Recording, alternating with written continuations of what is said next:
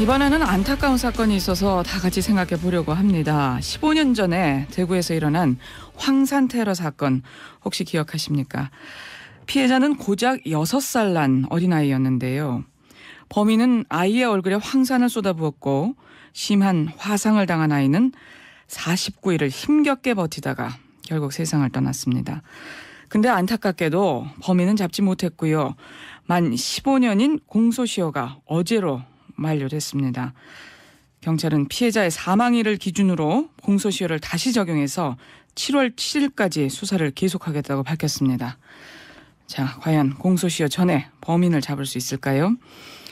피해 유가족을 돕고 있는 경기대 범죄심리학과 공정식 교수 전화 연결해서 말씀 들어보겠습니다. 교수님 나와 계십니까? 네, 안녕하세요. 자, 앞에서 아주 짧게 얘기를 해드렸는데요.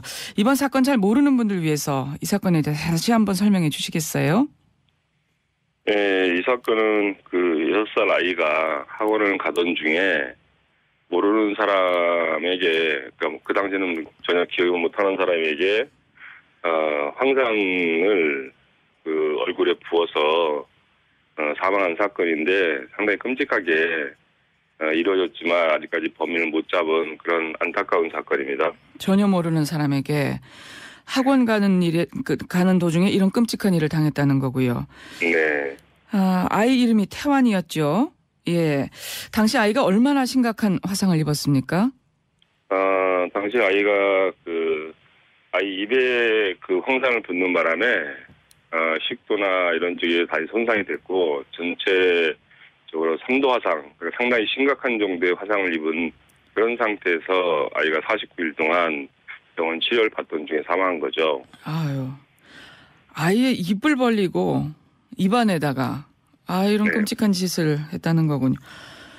아니, 이 정도면 명백한 살인 의도가 있었다 보는 게 상식적이겠네요. 네.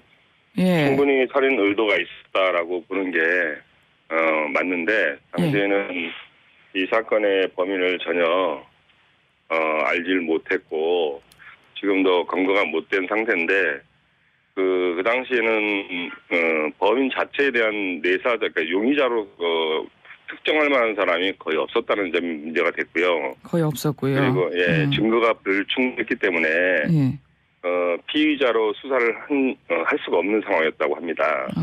그러다 보니까 부모 입장에서는 혐의점이 있는 사람이 있긴 하지만 증거가 불충분한 상태에서 그 사람을 처벌할 수 없는 그런 상황이다 보니까 15년 동안 이 사건에 매달리셔서 범인을 잡으려고 했던 거죠. 유가족들께서 그렇게 스스로 나섰군요. 그런데 유가족들 쪽에서는 피해 용의자로 의심할 만한 사람이 있었다 이렇게 보고 계시네요.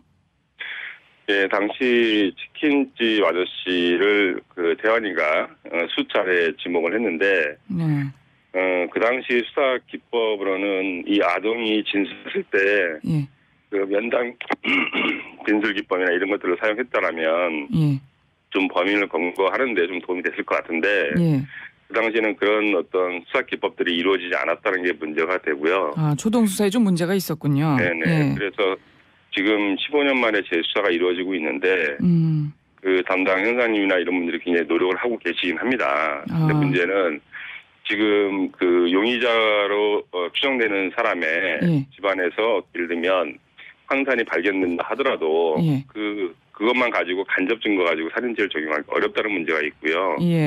그래서 너무나 시간이 오래 흐르다 보니까 그 직접적인 어떤 증거 확보가 안 돼서 상당히 안타까운 상태에 있는 상황이죠.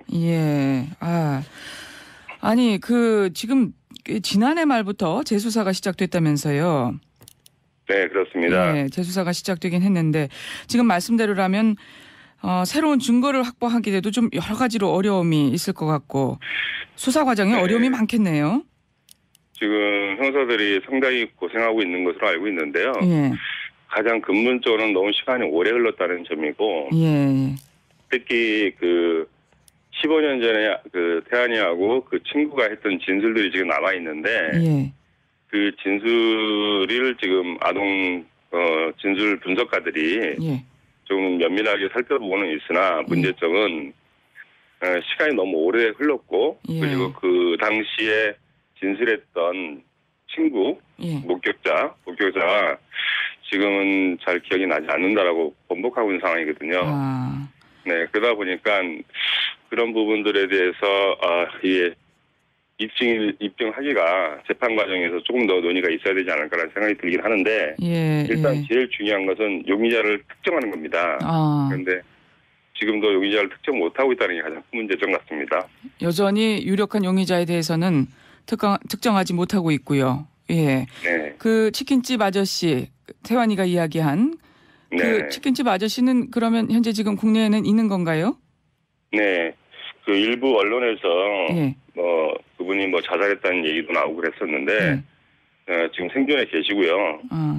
얼마 전에도 그 태환이 부모님하고 대질 신문도 하신 걸로 알고 있습니다. 근데 여전히 아직까지 그 의혹점이 굉장히 많이 남아 있긴 하지만 그 부분에 대해서 좀 담당하시는 수사기관에서 조금 더 세밀하게 전문가들과 함께 7월 7일이 마지막인데 그때까지 좀 적극적으로 우리 사건 해결을 위해서 관심을 가졌으면 좋겠습니다. 예, 그렇군요. 근데 6살 어린아이가 어떻게 이렇게 끔찍한 범죄 대상이 됐을까요? 원한 관계로 인한 범죄 추정해 볼 수 있을까요? 참 안타까운 일인데요. 무슨 어떤 이유라 하더라도 6살짜리 어린아이를 상대로 이런 행위를 하는 것은 그럼요. 어떤 이유라도 용서받을 수 없는 일이라고 보고요. 이때 당시에 일정 정도 그 어떤 원한이 있는 사람의 행위가 동기가 될 수도 있다고 보기는 합니다만 아무리 그렇다 하더라도 6살짜리 아이를 상대로 했다는 것은 참 용서할 수 없죠. 그렇죠. 아무 죄 없는 6살 아이가 그것도 49일 동안이나 아주 끔찍한 고통을 겪다가 세상을 떠났는데 지금 범인마저 잡지도 못하고 있고요. 가족들께서는 정말 얼마나 고통스러우셨을까요? 그 부모가 이후에 15년 동안 이 사건에 매달려 있다라고 생각을 해보면 마치 내 자식이 그런 일을 당했을 때 내가 그런 그 부모들이 15년 동안 그 사건에서 어떻게든지 억울하게 사망한 태환이의 한을 풀어주기 위해서 모든 것을 바쳤다 보시면 됩니다. 그렇군요. 그래서 교수님 지금 공소시효 이야기 나오는 거 아니겠습니까? 지금 공소시효가 만료가 됐는데 경찰이 다시 아이 사망일 기준으로 49일 연장했습니다. 이렇게 변경할 수도 있는 건가요? 일단 어떻게 법 적용을 하느냐에 따라 달라지는데요. 일단 제가 볼 땐 그거는 수사기관에서 굉장히 신경을 많이 쓰고 있다는 증거라고 볼 수가 있고요. 우리 현행법상으로는 정말 노력을 하고 있다는 증거인데 근본적으로 우리나라 공소시효가 외국에 비해서는 너무나 짧습니다. 실제로 영국이나 미국 같은 경우에는 공소시효가 없지요. 살인죄에 대해서는. 살인죄에 대해서는 아예 공소시효가 없는 나라도 있군요. 일본도 마찬가지로 2010년도에 공소시효를 폐지했습니다. 그리고 가까운 중국의 경우에도 살인죄의 경우에는 공소시효가 30년인데 우리는 최근에 법 개정을 통해서 25년까지 늘렸어요. 그러니까 그걸 보더라도 다른 나라에 비하면 우리나라의 공소시효가 사실 그 기간이 너무 짧다라는 게 문제가 되고 있습니다. 어떻습니까? 이런 살인 같은 흉악범죄 공소시효 늘리거나 아예 없애야 된다. 이런데 교수님도 동의를 하시는 건가요? 저는 살인죄는 가장 중요한 인간의 목숨을 상대로 하는 범죄이기 때문에 공소시효를 둔다는 것 자체가 저는 이해가 되지 않습니다. 어떤 이유로든 간에 학술적인 논의를 가지고 어떤 행정편이라든가 또는 무슨 그 기간에 그 용의자가 충분히 고통을 받았다 이런 식의 얘기는 저는 정당한 합리적인 논리라고 보지는 않습니다. 따라서 살인죄에 있어서는 반드시 공소시효를 폐지해야 된다고 봅니다. 그렇군요. 행정 편의주의다 이런 말씀이시군요.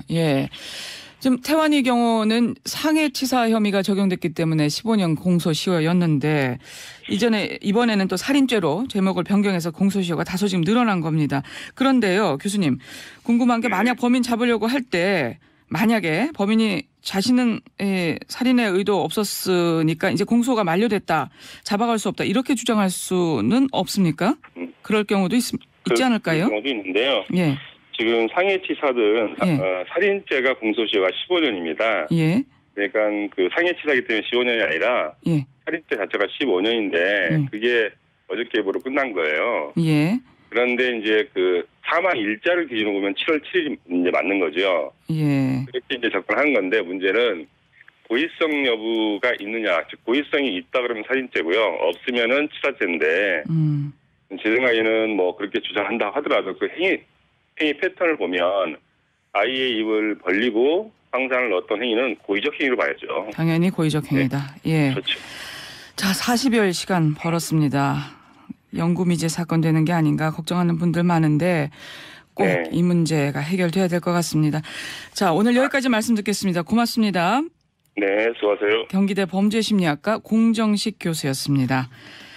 자, 6살 어린아이 겪었을 고통 생각하면 공소시효 이런 단어는 정말 행정 편의적으로 만들어진 단어가 아닌가.